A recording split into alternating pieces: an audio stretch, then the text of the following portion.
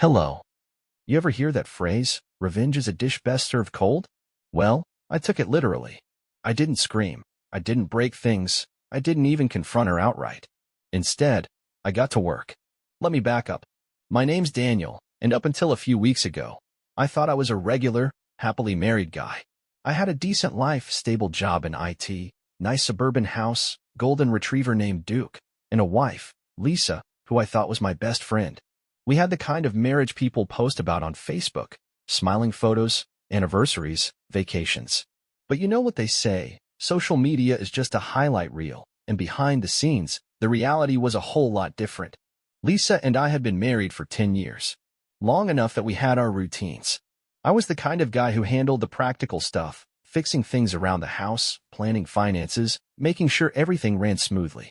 She handled the social side, dinners, vacations, keeping up with friends. We had what I thought was a balanced dynamic. I mean, sure, things had cooled off over the years. Fewer date nights, less intimacy, more nights where we just sat on opposite ends of the couch, scrolling through our phones.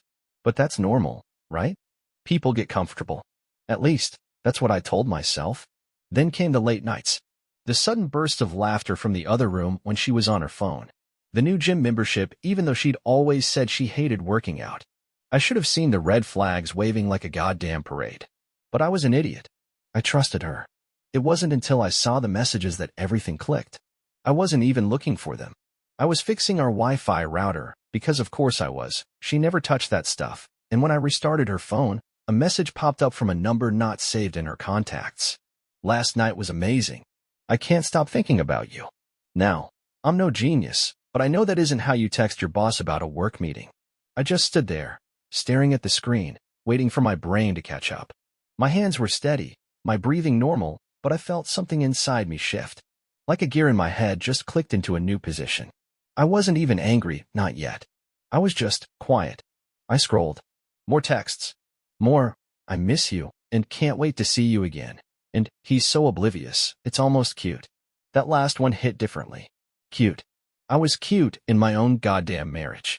I could have confronted her then and there. I could have thrown the phone at the wall, demanded answers, given her the scene she probably expected if I ever found out. But I didn't. Instead, I got an idea. A beautiful, meticulous, painful idea.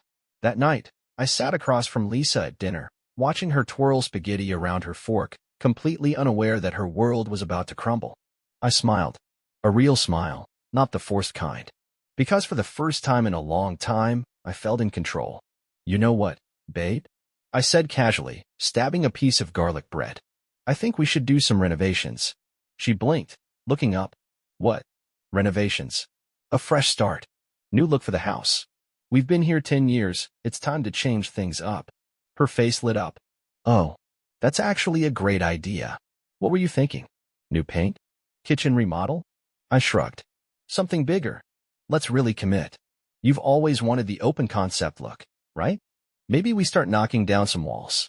Lisa grinned, completely oblivious to the fact that I wasn't talking about just the house. She had no idea. And that made it even better. Lisa was buzzing with excitement. That was the best part. She genuinely thought I was doing this for us. For our home, our fresh start. She had no idea she was about to get exactly what she deserved. The next morning, she was already scrolling through Pinterest, showing me different styles, open floor plans, trendy accent walls, even heated bathroom floors.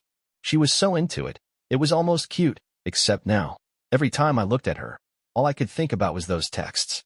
He's so oblivious, it's almost cute. I made a plan. Step one was getting her fully on board. If she had any suspicions about my motives, it would all fall apart. So I played the devoted husband, agreeing with her ideas, suggesting my own, nodding along as she talked about color palettes.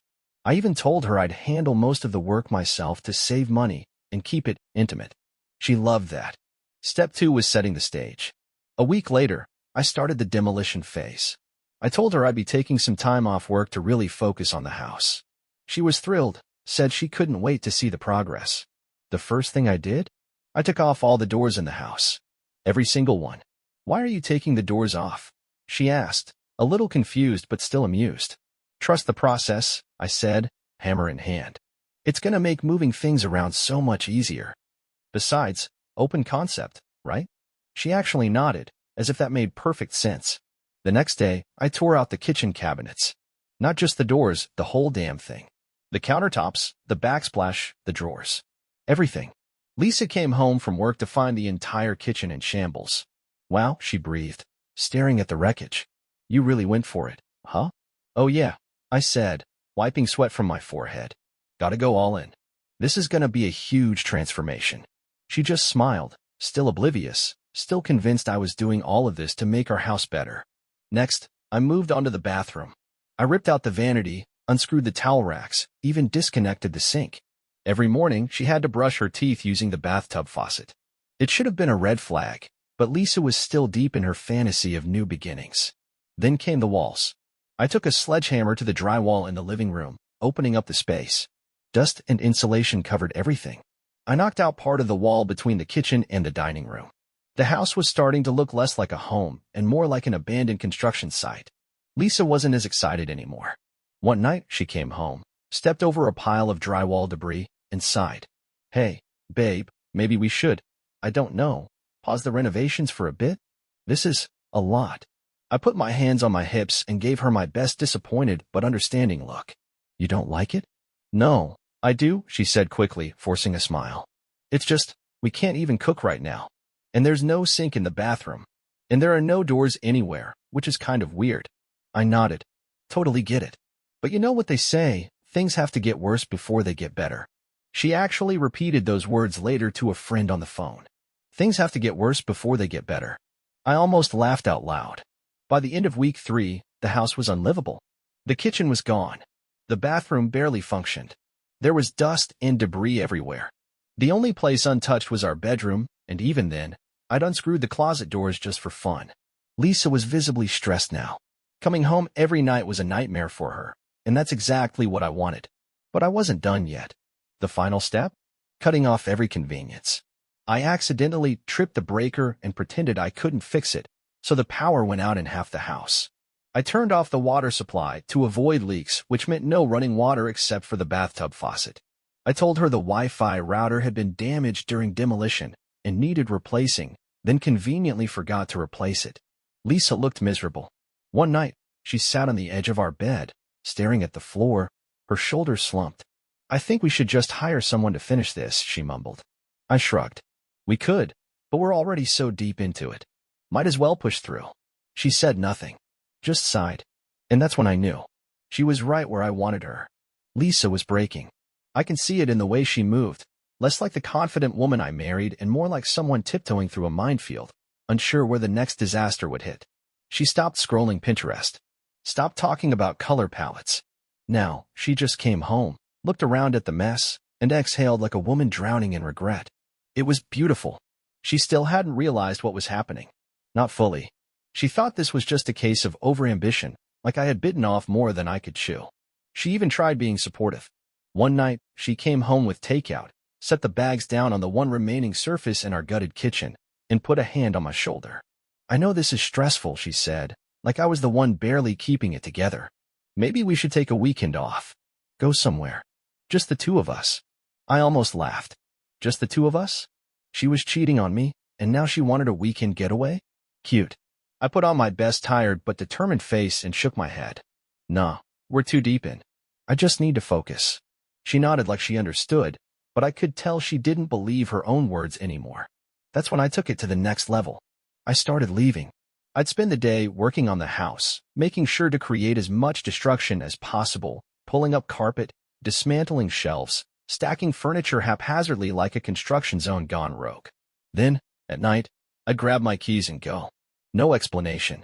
No, I'll be back soon. Just gone. The first time, she called me. I let it ring. The second time, she texted. Where are you? Everything okay? I left it on read. By the third night, she was waiting when I walked in. Where have you been? She asked, arms crossed, standing in the middle of what used to be our living room but now looked like an abandoned warehouse. I shrugged. Just needed air. Her eyes narrowed. Every night? Yeah, I said, walking past her. Renovations are stressful. She didn't know what to do with that. I could see the questions forming in her head, but she didn't know how to ask them without sounding like a hypocrite. What if he's seeing someone else? What if he's avoiding me? What if this isn't about the house at all? but she couldn't say a damn thing. So instead, she tried to fix it. She started cooking well, as much as one can cook without a kitchen. She lit candles, set up our dinner on the one functioning surface left, pretending like we weren't eating takeout with plastic forks. She dressed up a little, wore that perfume I used to love. She even asked about my day, forcing a smile like we were just a normal couple dealing with a quirky home renovation project. I let her try, but I never stayed long. The house became unbearable. Not for me. I was enjoying every second, but for her. She started sleeping at her friend's place a few nights a week, complaining that the dust was getting to her. I didn't argue. I just nodded, watching as she packed a small bag, her fingers twitching like she expected me to protest. I didn't, because I knew where she was actually going. And soon, she wouldn't have a house to come back to at all. Lisa was unraveling. It started with little things. She stopped commenting on the renovation, stopped asking me what was next, stopped trying to convince herself that this was just a temporary mess before the beautiful transformation. The Pinterest boards? Abandoned. The hopeful smiles? Gone. The only thing left was a woman who walked through the front door every night with the same hollow expression, staring at the disaster that used to be our home. She tried to adapt.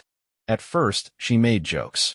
God, we're living like college students, she'd say, standing in the middle of our makeshift kitchen where a single folding table held a microwave and a coffee maker. She'd laugh, but it never reached her eyes. Maybe we should just get a tiny house and call it a day. I'd nod, pretending I didn't hear the edge of desperation in her voice. Then she got frustrated. Dan, seriously, when are we finishing this? She snapped one evening, stepping over a pile of drywall debris in her expensive heels. This is getting ridiculous. Renovations take time, I said, leaning against the doorframe, watching as she struggled to find a clean spot to put her purse. You wanted a big change, remember? Her mouth opened, then closed. I could see the war happening in her head. She wanted to push back, demand answers. But how could she? She had no idea that I knew about him, that I knew about the texts, the stolen moments, the lies wrapped in careful excuses. She had no idea that every second of this was deliberate. So she bit her tongue, forced a smile. Yeah, you're right. It's just a lot. I didn't reply, just walked past her, dusting off my hands like I had real work to do. Then, the true breakdown started. One night, I accidentally disconnected the hot water. Lisa came home, went straight for a shower, and 5 seconds later, I heard a scream. Daniel. I took my time getting to the bathroom door. Yeah, the water's ice cold, she yelled, wrapped in a towel, shivering. I scratched my head. Damn. Must have hit something in the basement earlier. I'll check it tomorrow. Tomorrow. Yeah, the valve's a pain to reach. Need to clear out some space first. Her jaw clenched. She looked like she wanted to throw something at me, but instead, she stormed past, muttering curses under her breath. The next morning, she didn't shower at all. A few days later, the toilet broke. Not in a catastrophic way, just enough to be inconvenient. Are you kidding me? She groaned, jiggling the handle while I watched from the hallway. These old pipes, I sighed dramatically, arms crossed. Gonna need to shut the water off for a while. Lisa's fingers dug into her temples. Dan, I can't live like this. I just looked at her. Then don't. Her breath caught. I could see the thought forming in her mind. Is he kicking me out? But she shook it away. I walked past her before she could push it further. The next day, she didn't come home. She texted staying at Jenna's. I need a break from this disaster zone. I didn't reply. By the third night, I knew exactly where she was. Not at Jenna's. With him. Perfect. I waited until I was sure she was comfortable, wherever she was, then I packed my bags. My essentials, my clothes, my documents, my laptop. Everything I actually needed to live. Then, for the finishing touch, I did the one thing that would guarantee she'd never step foot in this house again. I shut off everything. Water. Electricity. Gas. And then I left. No note. No explanation. Just vanished. Lisa wanted a fresh start. Now she had one. I didn't check my phone for the first 24 hours. Didn't need to. I already knew exactly how it was playing out. Lisa would come home to a war zone, except now, instead of a husband hammering away at drywall, she'd find a silent, lifeless shell of a house. No power, no water, no functioning kitchen, no doors. Just a gutted skeleton, covered in dust and half-finished destruction. She'd try the lights first. Flip the switch a few times. Nothing. Then the water. Twist the sink handle. Hear the hollow gasp of air in the pipes. Then her phone would come out. She'd call me. Probably start with Dan. What's going on? Her voice slightly panicked, but still thinking it was a temporary inconvenience. By the time she realized I wasn't answering, the panic would start to set in. And oh, how I wanted to see her face when she finally stepped into the bedroom and saw it completely empty. My closet cleared out. My nightstand bare. Every trace of me gone. But I wasn't there to enjoy it. I was already halfway across town, checking into my new apartment. It wasn't fancy. Just a one-bedroom in a decent building with a working kitchen, running water, functioning doors. A place where I could sleep in peace, knowing I wasn't sharing a bed with a woman who moaned another man's name in her texts. When I finally turned my phone back on, it exploded. Lisa, where are you? Lisa, Dan, what the hell is happening?